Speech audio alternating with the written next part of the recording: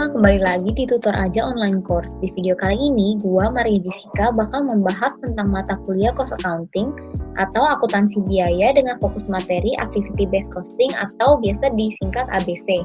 Di video ini, gue bakal jelasin pengertian, manfaat, dan penerapan metode perhitungan biaya dengan metode ABC dan juga contoh soal ABC. Buku yang gue pakai sebagai acuan adalah buku William Carter, Cost Accounting edisi 14 yang seperti ini. Oke, yuk kita masuk ke materi. Nah, apa sih Activity Based Costing itu? Activity Based Costing adalah salah satu metode pengalokasian biaya overhead atas suatu produk berdasarkan aktivitas yang dilakukan. Biaya overhead atau FOH atau factory overhead, pada intinya sama aja semua sebutan itu adalah biaya di luar biaya direct material atau direct labor. Nah, bagi yang masih asing dengan sebutan direct material, direct labor, sama FOH, gue jelasinnya pakai contoh aja ya. Misalnya gini, kita punya bakery nih. Nah, untuk bikin roti yang kita jual kan perlu biaya. Biaya bahan seperti bahan tepung, gula, dan lain-lain.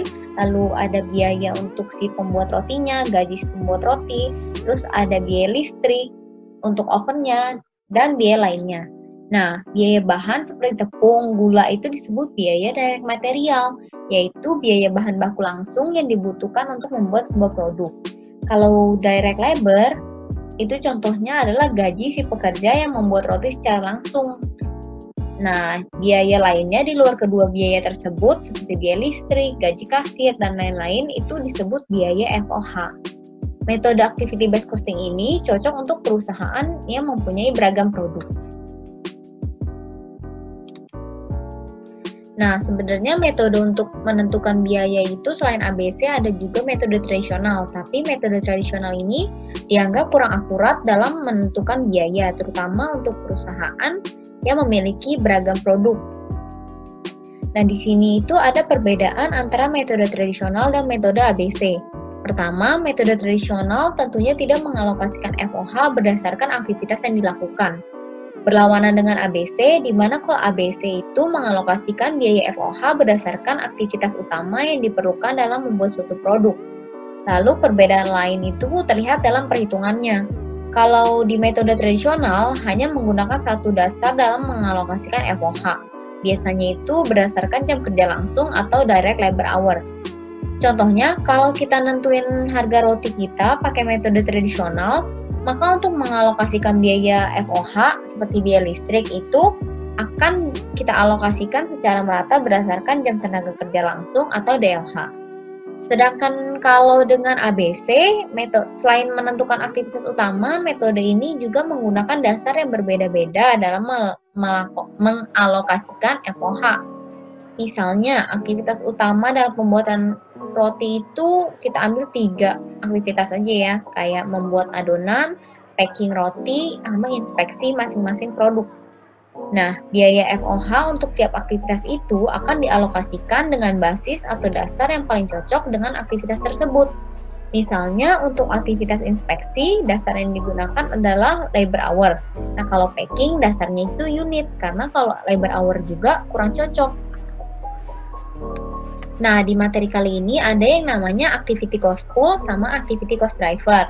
Nah, kalian gak usah bingung, sebenarnya activity cost pool ini merupakan nama lain atau sebutan keren dari aktivitas utama yang dilakukan perusahaan dalam membuat suatu produk. Nah, contohnya itu ada ordering material, mesin setup, assembly, inspection atau inspeksi, testing atau pengujian, terus painting, machining, dan masih banyak aktivitas lainnya tergantung perusahaan masing-masing. Nah, lalu ada yang namanya activity cost driver. Nah, activity cost driver ini sebenarnya sebutan lain atas basis yang paling cocok dengan cost pool yang ada atau dengan aktivitas yang ada. Contohnya cost driver itu ada number of purchase order, number of setups, number of parts, number of tests, direct labor hour, dan machine hour. Nah, itu disesuaikan aja dengan cost pool yang ada. Nah, selanjutnya, apa sih manfaat atau kelebihan penggunaan metode ABC? Yang pertama itu, kita jadi bisa menentukan aktivitas-aktivitas mana saja yang benar-benar penting dan diperlukan.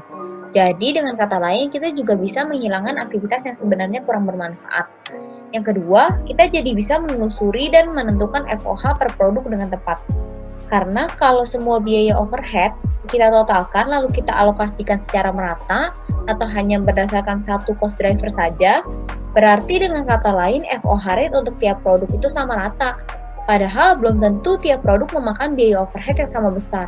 Misalnya, masih contohnya itu kita punya bakery ya. Misalnya produk kita itu ada roti tawar, dan cookies. Nah, dalam membuat roti tawar dan membuat cookies, belum tentu FOH-nya sama kan?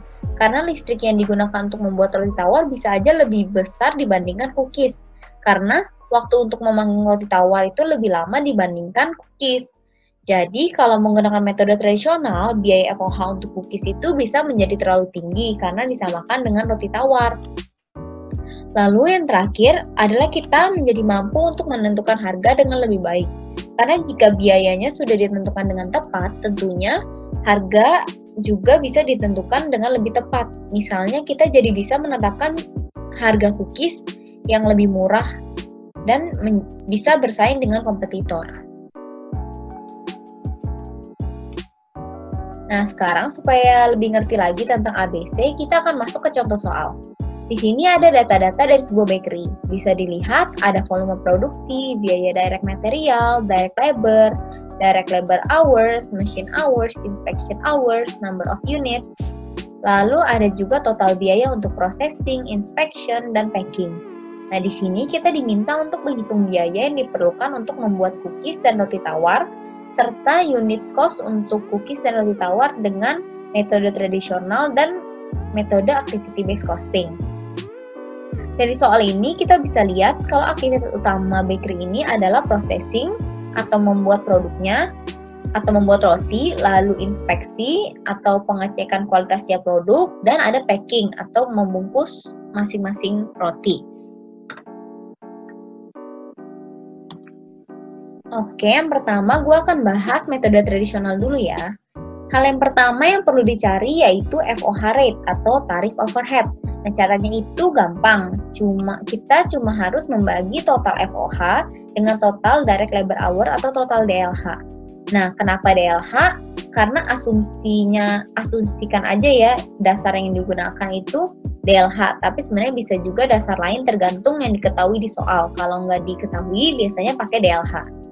Nah, total FOH itu dari total biaya aktivitas-aktivitas yang ada. Jadi, kita jumlahin aja biaya processing, inspection, dan packing. Nah, jadi dapat totalnya $100.000. Lalu, kalau total DLH dapatnya dari penjumlahan antara DLH cookies dan DLH roti tawar, yaitu 3.000 dan 5.000. Totalnya itu 8.000 jam. Nah, jadi kita bagi $100.000 dibagi 8.000 jam. Hasilnya atau FOH rate-nya kita dapat $12,5. Nah, setelah dapat tarifnya atau FOH rate-nya, kita bisa cari total biaya untuk masing-masing produk. Nah, total biaya manufaktur untuk suatu produk itu terdiri dari DM, direct material, DL, direct labor, dan FOH, factory overhead.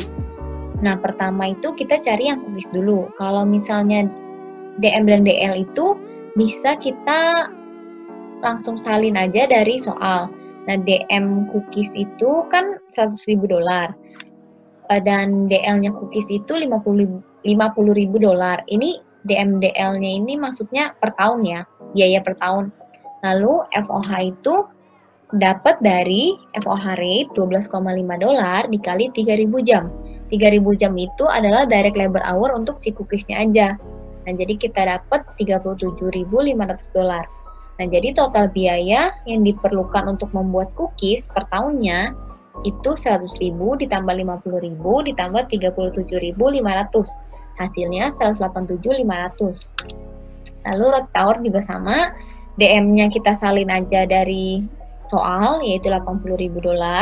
Direct labor-nya itu $30.000 dan FOH-nya itu dapat dari FOH rate dikali direct labor hour si roti tawar, yaitu 5.000 jam. Nah, 12,5 dikali 5.000 itu 62.500. total biaya untuk membuat roti tawar berarti 80.000 ditambah 30.000 ditambah 62.500 sama dengan 172.500 dolar. Nah, nggak berhenti di sini, kita juga diminta untuk mencari unit cost kan. Nah, karena ini itu merupakan total biaya, kalau unit cost itu berarti biaya yang diperlukan untuk membuat satu unit produk atau membuat satu cookies dan membuat satu roti tawar. Nah, cara carinya, kalau untuk cookies yaitu total biaya si cookies yaitu 187.500 dolar dibagi dengan 15.000 unit. Nah, 15.000 unit adalah volume produksi cookies. Jadi kita bisa dapat 12,5 dolar. Nah, kalau untuk roti tawar berarti total biaya roti tawar 172.500 dolar dibagi volume produksi roti tawar yaitu 10.000 unit. Nah, jadi kita bisa memperoleh 17,25 dolar. Nah, sekarang kita pakai metode activity based costing. Sebenarnya hal yang pertama yang perlu dicari itu mirip, yaitu tarifnya. Tapi kalau misalnya metode activity based costing ini tarifnya itu nggak cuma satu, yaitu tarifnya itu tergantung dengan aktivitas, jumlah aktivitas. Nah, karena di soal ini jumlah aktivitasnya ada 3, yaitu processing, inspection, dan packing, jadi kita perlu cari 3 tarif. Satu-satu ya. Yang pertama itu berarti kita carinya processing cost rate atau tarif aktivitas processing. Nah, cara carinya itu processing cost ini 40.000 dibagi dengan total machine hours. Kenapa total machine hours? Karena itu merupakan cost drivernya aktivitas ini. Nah, total machine hours itu berarti 10.000 jam ditambah 10.000 jam. Yaitu 20.000 jam. Kenapa ditambah? Karena ini total. Jadi kita harus tambahin cookies dengan roti tawar. Jadi 40.000 dibagi 20.000 jam, kita dapat tarifnya untuk aktivitas yang pertama 2 dolar. Nah, sama untuk yang inspection, tarif inspection itu berarti inspection cost 35.000 dibagi dengan total inspection hours 1.000, yaitu 500 jam ditambah 500 jam, yaitu 1.000 jam. 35.000 dibagi 1.000 jam, kita bisa dapat tarifnya 35 dolar. Nah, lalu yang terakhir itu ada tarif untuk packing. Nah, packing cost-nya 25.000 dibagi 2.500 ditambah 10.000 yaitu 12.500 unit. Jadi 25.000 dibagi 12.500 kita dapat tarifnya 2 dolar. Nah, kalau udah dapat semua tarifnya, kita udah bisa cari total biaya untuk masing-masing produk. Nah, mirip seperti tadi, total biaya itu kan terdiri dari DM, DL, dan FOH. Tapi yang ngebedain dengan metode tradisional, FOH-nya di sini itu dijabarin sesuai dengan aktivitas masing-masing, sesuai dengan aktivitas yang ada. Nah, kalau misalnya DM dan DL sama seperti tadi, tinggal salin aja di soal.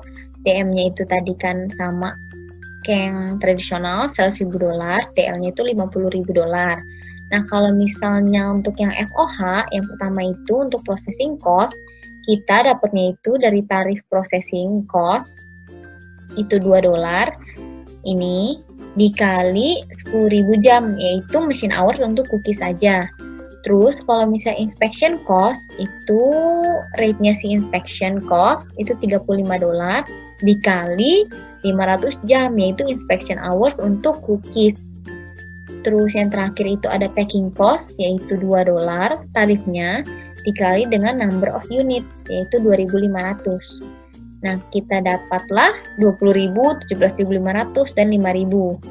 Nah, untuk cari total biayanya, kita tinggal tambahin semuanya. 100.000 ditambah 50.000, ditambah 20.000, 17.500, sama 5.000. Dapatlah 192.500. Roti tawar juga sama, untuk DM dan DL, tinggal masukin yang ada di soal. DM-nya roti tawar itu 80.000, DL-nya roti tawar 30.000. Untuk processing cost-nya roti tawar, itu tarif 2 dolar dikali 10.000 jam, yaitu machine hours-nya si roti tawar. Kalau misalnya inspection cost, yaitu tarifnya 35 dolar dikali 500 jam, yaitu inspection hours roti tawar ini. Kalau misalnya untuk packing cost, yaitu tarifnya $2 dikali number of units roti tawar, 10.000 unit. Nah, udah dapat semuanya, kita jumlahin dan diperolehlah total biaya roti tawar itu 167.500. Nah, untuk cari unit cost sama seperti yang tradisional, yaitu total biaya dibagi volume produksi. Kalau total biaya cookies, menurut metode ini kan $192.500. Nah, jadi $192.500 dibagi 15.000 unit, dapatlah $12,83. Dan untuk roti tawar, $167.500 dibagi 10.000 unit, dapatlah $16,75. Nah, jadi bisa dilihat kan, mau baik total biayanya maupun unit cost-nya itu antara metode ABC dan metode tradisional itu hasilnya berbeda. That's all for today's video. Nama gue Maria Jessica. Thank you so much for watching this video. Kalau kalian suka video ini dan penasaran sama video-video lainnya, jangan lupa like, comment, dan subscribe karena ada banyak video menarik lain. See you on our next video.